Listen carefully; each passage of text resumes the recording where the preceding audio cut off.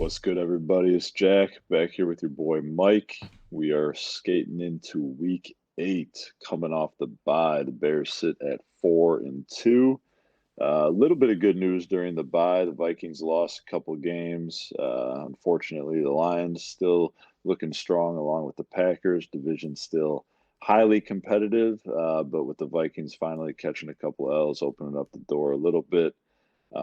Some other housekeeping, I guess. Obviously, not much to sort of recap during the bye, but Kyler Gordon and Brisker both still going to be out this weekend, unfortunately. The good thing about that is the Bears' greatest depth is probably in that secondary. So hopefully we can have some guys step up and fill those voids. Looks like we are getting Stevenson back at corner as well, which is encouraging. And then the only other piece of news is I don't know how, but Velus Jones got cut finally. So maybe Ryan Poles got fired and that wasn't announced yet, but we'll see. Remains to be seen. Blasingame also out the door. Likely just moves ahead of Bates and potentially Borum coming back off of IR, just kind of clearing some roster space. But yeah, frustrating that the Bears didn't trade Bayless when they could have. That's a little disappointment of the buy. But other than that, mostly healthy, other than the corners we sort of mentioned and Brisker at safety. But concussion protocol is always a tricky one. Hopefully, Brisker gets back on the field sooner rather than later, and Gord just continues to heal up. I'm sure he'll be back 1, maybe 2 more weeks. I would imagine they could potentially baby it a little bit if they take care of business this week, just given the opponents coming up these next 3 weeks before the divisional play starts. But yeah, moving on, going on the road into Washington. The little bit of haziness over whether or not Jaden Daniels is going to play. The NFL moved this game kind of into that afternoon window, thinking it was going to be the sexy matchup of the number 1 and number 2 overall picks, both off to pretty solid starts in their careers. Not quite sure that's the matchup we're going to get, but not really quite sure I care at all. All that matters is the Bears going out to Washington, taking care of business, getting a win on Sunday to move to 5-2. How you feeling about everything, Mike? Yeah, I feel good about the matchup. I do. I don't get me wrong. I'm not saying like this Bears team is so good that we're gonna walk into games and automatically be winning. Like we can assume a win. I'm not saying that. We're not the Tom Brady led New England Patriots, but I do feel confident in this game. I think it's a good matchup to us, or for us, I should say. I think our offense is coming together and is proving that they can score. Probably against a defense like this, you could probably bank on somewhere just north of 20 points. And our defense continues, despite being a little bit of a banked up secondary.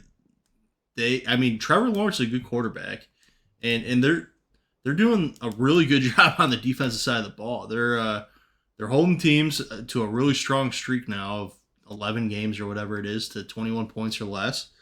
I think this is a matchup where we have one of the truly good defenses in the NFL. I think the Washington defense is average, and I think their offensive stats might be a little bit inflated based on who they played. Not saying ours totally aren't, but I also think you've seen us grow from week to week. And I think I like that trend over what Washington has shown, just in terms of I don't think there's a huge gap in the offenses. I'll put it that way. I think when you've seen them go up against Baltimore, go up against Tampa, they have a tougher time. I think this Bears defense would be no different. So I Jaden Daniels plays. Jaden Daniels doesn't play. I feel good about the Bears' chances to get a W. Obviously, probably a little bit better with Mariota in. But I'd like to see the kid play. I really would. Do I care that much? No. I want the Bears to go get a W. I want to keep this win streak rolling. It'd be really nice to get a few extra W's before we head into divisional play, as you said. Yeah, no, I think that's all very well said. And your point about, what the Commanders have done against, people could say the same thing about the opponents the Bears have played, gone against some pretty piss poor defenses.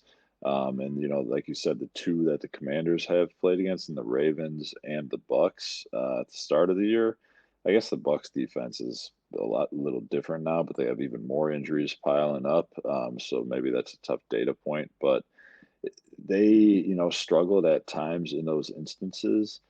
And I think to say that their defense is average is giving them probably too much credit. Sure, sure. That's a bad defense that they have. And I think the Bears should be able to expose it. Like you said, they've sort of been stacking week after week of pretty steady, notable improvement, which has been great to see. We gotta, look for that to continue. And I know it's well, not completely different coaching staff. Obviously, Eberflus is still at the helm, so he's running the operation as a whole. But the offensive side of the ball certainly different with Waldron and his guys in there. Um, but coming off the bye last year was when the Bears' offense, did sort of turn a corner and started being a lot more respectable than they had been prior. So coming off a bye, you hope that they kind of continue that trend of playing better football on that side of the ball. And the defense has, been the backbone for, like you said, 11 straight games, 21 points or less. That's incredibly impressive. And hopefully they can continue that trend because they're going to be a very tough team to beat the way this offense is starting to, you know, get out and score some points and let them play from ahead and get after the pass rusher, get after the passer. The only thing that worries me about the defense a little bit this week is that the one thing we've looked susceptible at times is against the run. And I get it; they're still solid against the run if you look at strictly like the numbers. But a lot of the game script has sort of dictated where those numbers are at, and the Commanders are just so far above and away the best team running the football in the NFL. The Ravens are number two, and I think the the Commanders are so far ahead of the Ravens that like the eighth team is closer to the Ravens than the Ravens are to the Commanders. It's like not even close how dominant they've been on the ground, and certainly a big part of that is the quarterback in Jaden Daniels. So if he's not playing, maybe it's a little different. But not taking anything away from the guy by any stretch. And I know the opponent was the Panthers, who the Bears also cruised through. But I was watching that Panthers Commanders game over the weekend, and the offense didn't look a whole hell of a lot different when Mariota came in. So I'm sure they're going to be trying to do the same type of scheme one way or another. Cliff Kingsbury is going to be doing his thing. That said, they're also a 4-2 or 5-2 potentially team. They got a lot of good things going. They seem to be ahead of schedule as far as what people thought they were going to be going into this year. Dan Quinn, motivated. He's got another chance at head coach. He's off to a hell of a start there. They're playing well. They're a lot different than when the Bears sort of beat them down last year. No doubt. It's a totally, totally different team. But it's a big game, man, because they got this one and then two more very winnable games ahead of what we all know is coming in the meat of that schedule. So let's go ahead and jump into your keys, or if you have any other comments you want to throw out there before we jump into your keys. But what do you think the Bears got to do to go into Washington and get that victory to move to 5-2? I got four keys this week, so I'm gonna give you a little four pack. First key is the number one area where I think the Bears have a distinct advantage over the Washington Commanders is our wide receiver core against the Commanders cornerback unit. I think these wide receivers who are highly drafted and highly paid need to come out and show why this week against this Washington Commander cornerback core, and just they need to own that matchup. And if they do so, they'll give Caleb some open receiver opportunities, some easy passes. We need DJ Moore, Keenan Allen, and Roma Dunze to to get wide ass open this week, and that's the first key to a Bears victory. I like that one a lot. Exposing their weakness, just like you said, and something that was really thought to be a big strength of the Bears going into the season. They already had DJ Moore, went out bringing a veteran safety valve like Keenan Allen, who looked great in London, finally coming back after missing a couple of games, had the 2 touchdowns. And then Roma Dunze, they go out and draft him to even, deepen that room. And Roma Dunze's been, I mean, great. Honestly, he's open all the time. I think it's on Caleb a little bit, maybe part of the scheme a little bit, but they got to look to get him the ball a little more. Hopefully that happens this week because I think he can be a real difference maker, especially once we start getting into some tougher opponents. So I love that key. Expose their weakness, let those receivers get out there and do their thing, have a big week through the air. Key number Absolutely. two. Key number two, I did watch a little bit of Washington All 22 tape. Not a ton, but a little bit. Jonathan Allen is out. He is a difference maker in the interior of the defensive line. I'll tell you what, Deron Payne scares the shit out of me. We need to make sure he is neutralized with Jonathan Allen out. Give whoever's up against Payne some help. Do not let him wreck the game because that guy can be a game wrecker in his own right. Deron Payne cannot wreck the game. Do what you got to do to slow him down. Bears catch another break, man. With they keep getting these injuries all across the board with their opponents. Another defensive lineman who's going to be out and missing the Bears. It's huge, huge break. Like you said, they got one guy who you can key on him, and that's what they got to do. Eliminate the one threat they have on that defensive line, and they should be in great shape to sort of get whatever they need to do on that side of the ball, get their schemes going, and keep moving it down the field. All right. Another defensive key is my third key. This is especially true of Jaden Daniels' play, as Mariota probably is a little less extreme in this case, but maybe it's the play caller. We'll see.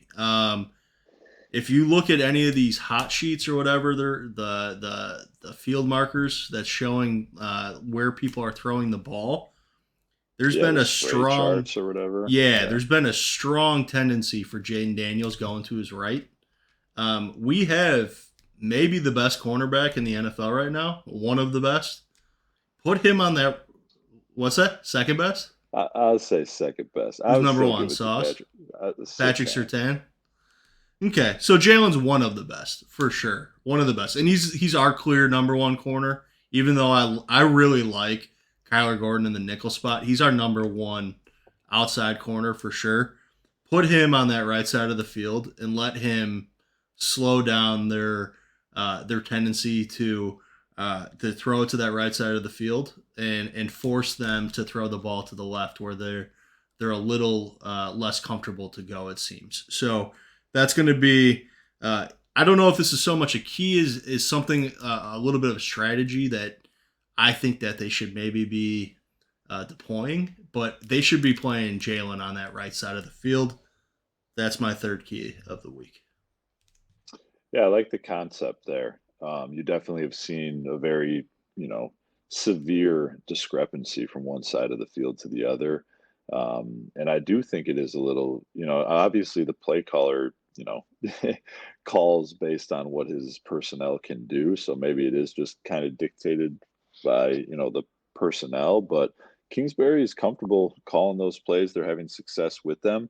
So yeah, you put Jalen Johnson over there and kind of keep him over there regardless. Don't necessarily worry about, hey, you're going to follow Terry McLaurin or something like that, like you might typically do. Maybe just look to take away that side of the field. We know that Eberflus loves to kind of sit in a zone anyway. So maybe, he can kind of fit that into his scheme and just say, hey, we're going to, always have a safety over the top on the right side and, a backer underneath or, all these different things you can do to kind of defend that side of the field. Because I do agree that it's been glaring. I like that key a lot. Yeah, and I guess to that idea of putting Jalen on that one side, if they decide like, oh, let's keep Jalen on the left and totally shut down that side, and then like everybody else could kind of like lean to the right. Like maybe that's a thing too. I'm obviously not in these rooms. I don't know. I've never played football at anywhere near that high of a level. But I guess my point is understand that they have a tendency to go to the right, and let's factor that into the game plan. So Yeah, don't that's give kind them. of Yeah, don't give them anything easy over there because that's where they like to be. And it's like any sport, not just football. If you get the easy ones, you get your layups, you start getting comfortable, and then it's a lot easier to hit everything else. So yeah, I love. for Yeah, sure. take away what they're comfortable with for sure. All right, and then my last key of the week, key to a Bears victory. I feel confident in this key that the Bears can execute for maybe the first time as a Bears fan in my fucking life. I'm talking Jay Cutler at quarterback. I'm talking any of the good teams that we watched throughout the years. Granted, not that many of them, but there were some good teams. Would have never been confident in this key. Our quarterback is going to do something in a clutch situation this week, whether it's like a 1 minute drill before a halftime to get a key field goal, or a 2 minute drive at the end of the game, or just icing the game away with a 6 minute long extended drive in the fourth quarter. Whatever it's going to be, this guy Caleb Williams, he understands the ebbs and flows of the game, and he understands like the things you got to do, the small details that some quarterbacks like a Trubisky has to be thinking about those. Caleb's just his awareness is just there, and he just knows how to play the game. This quarterback, and maybe not this week because maybe the Bears are a little more comfortable, but he's going to do some things in clutch moments this week that you're going to be like, yeah, with the coaching staff, the team, the growth. Maybe he's not putting up the biggest numbers, but this guy gets it. This guy can win. He's going to do some stuff in clutch situations, and he's going to do it this week, and it could be the difference. Couldn't agree more, man. I mean, I feel like we both have talked about it before. We probably both liked Cutler more than a lot of people in Yeah, Chicago did. Um, but I, with your sentiment about it, I've never felt this confidence in a quarterback that I already do in Caleb Williams. And that's not to say that he's there yeah, right now. he'll get there. Um, it's the confidence that he'll get there. Yeah, The progression we've seen week after week and the consistency of that progression has been incredibly impressive. I'm sure there'll still be bumps. I'm sure there'll still be some sort of regression from time to time, super far ahead, not super far, but next year you see what's going on with CJ Stroud. I'm sure there'll be maybe some sophomore slump type stuff once people have more film on him, once people know what Waldron likes to do, all the variables that come into play. But I agree, he seems to have that knack to get things done and get what needs to be done accomplished. So I love that key. It's just a key to winning football in general. You have that quarterback you're never going to be out of it when you have a guy like that. They're few and far between, and I think, and yeah, we all got to hope that Caleb Williams can be that guy. I know the NFL is you move on quickly week to week. Everyone's kind of thinking about what just happened in the week 7, and the Bears obviously were on the bye. But one of my favorite parts about that Jaguars game was when he threw that horrible interception. The way that he played the rest of that game, man, just totally, totally unfazed. Played like pretty dog shit week 1 against the Titans, but never cost him the game. Never got so down on himself where he was out, losing focus and had some stupid turnover to blow it. Did what he needed to do to get the win. And yeah, I like that key a lot. He's going to have to come up with something at some point. Like you said, not necessarily meaning, oh, we need a clutch game winning drive with, 2 minutes left and we're down and he's got to go get it, but something little like at the end of the half to give him an edge. Capitalizing. The Bears get a turnover. He makes a big play, big drive down the field to capitalize on that turnover. Whatever it may be, He seems to get it done, and I think he will again this week, and that's going to certainly carry this team to a victory if so. There is a quarterback that you are a huge fan of, more than probably most people, in Kirk Cousins, that has a lot of that in him. And as time goes on, the more I appreciate that, especially after seeing a guy like Fields, who you had him in a clutch situation. It was like, how is he going to turn the ball over? You know what I mean? And this guy, Caleb Williams, you could already tell 6 weeks in, 6 games in, that he knows where the first down marker is. He knows the times. He knows what he's got to be doing, and he's got the accuracy, the command, the control, the awareness. He's gonna get closer to the top guys in the NFL than these bottom guys, and a big reason is going to be because of his awareness and clutch play. But I think it could, even in a game like this where it's a non-divisional game. They're favorites. The starting quarterback on the other team might be out. It's still an NFL game. It's still against a team that's 4-2 and is or 5-2 and is fighting for a playoff position. You might still need some clutch moments, and he's going to make it happen this week, and it's going to be a key to a victory. Amen, my man. Amen. The odds are a little, strange. Probably look ahead, like before the season started, a road game. You probably would have thought the Bears maybe be about a 1 or 2 point favorite. Then the way the season's gone, the way Jayden Daniels has played, given the record, you would probably think that the Commanders would maybe be a 1-2 field goal favorite at home. But now the Jayden Daniels uncertainty, the Bears have played well on top of that. The Bears are sitting at 2.5 point favorites. You got any thoughts on the Bears getting the cover on top of the win? Any score prediction you want to throw out there? Yeah, I think they win. I think they cover. Just going back to, maybe it's like the Chicago Bear fan in me. Maybe it's the old school football fan in me. But I think the offenses are going to be pretty close to equivalent. Um, and I think that the Bears defense is better than the Commanders defense, and I think that leads to a 6-ish point victory. I'll take Bears. I'll take Bears 26-20. Okay, you're gonna keep the streak alive. I like it. I honestly, I feel very confident in the Bears getting it done this weekend. I think it could get ugly potentially. I'm gonna take. I do feel pretty strongly that Jaden Daniels is not gonna play. I'm gonna take the Bears 31-17. I think they're gonna lay it on them on the road, coming off the bye. I think they're gonna be well rested, ready to go. I think they're gonna have a good game plan. That defense is gonna be hungry. They know there's gonna be a lot of eyes on this game. It got moved into sort of that afternoon slate. It was supposed to be a noon game. I don't know. I think they go out there, and I think this team is ready to send a message that, hey, we hear the chatter about our schedule. We know it's been soft, but we're a real team. And if you think Caleb Williams is not the true number one pick over Jaden Daniels, go fuck yourself, because we're about to shove it down your throat this weekend. I think they do that. I think that defense is motivated and they get after it. I think the Bears make a big statement this weekend. I love that. Both of us would be on the over. The one thing that I did not put in a key that I actually heard somebody on the Bears talk about, I want to say maybe it was Caleb.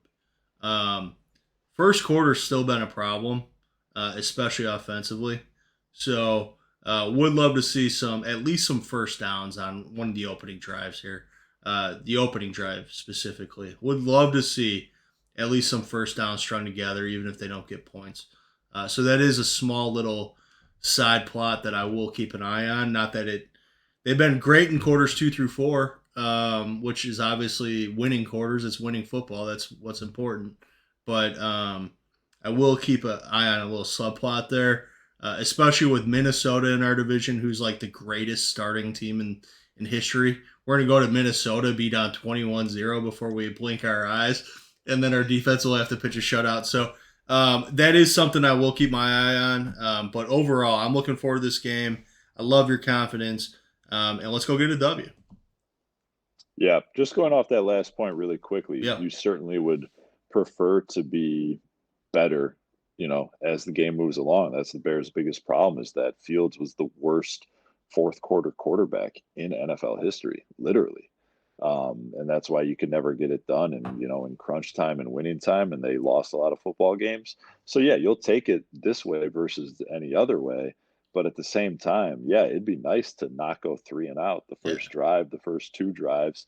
So who knows? It sounds like it leaked that they didn't scheme the first yeah. 15 like every other team in NFL history does. There's got to be a reason they do that. And then the Bears said they were doing it, and it still didn't really work out. So who knows? We'll see what it looks like this week. But yeah, a hot start would definitely be nice to get ahead. But yeah, receivers got to take care of business. Going back to our keys, key number one: receivers, go out there, have yourselves a day. Shut down Payne. Don't let him get after it and blow the game up. Take away that right side of the field. That's where we know the Commanders make their bread and butter. Cliff Kingsbury schemes a lot of things in that direction. Maybe put Johnson over there. Maybe have him just take away the left and fill a few more guys on that right side, one way or another. However, you decide to do it, but don't let him get comfortable going to that right side of the field, which they've shown that they love to do. And then last but certainly not least, Caleb Williams, clutch gene, baby. Go make something happen that's going to get it across the board and have a huge impact on winning this game. Anything else you want to throw in there before we get out of here? That's everything, man. That's all I got. If you guys are new here, go watch our best bets video. We're gonna try to be better this week. Can't be any worse than last week. And like and subscribe. Come back to us. We've been putting out Chicago Bears content and betting content for a few years. Get involved. Yeah. All right, man. Let's go get a W on Sunday. Got to take care of business. It's that last home stretch before we get to the thick of it. So let's keep the momentum going and get a W on Sunday. Mm, Bears. Bear down.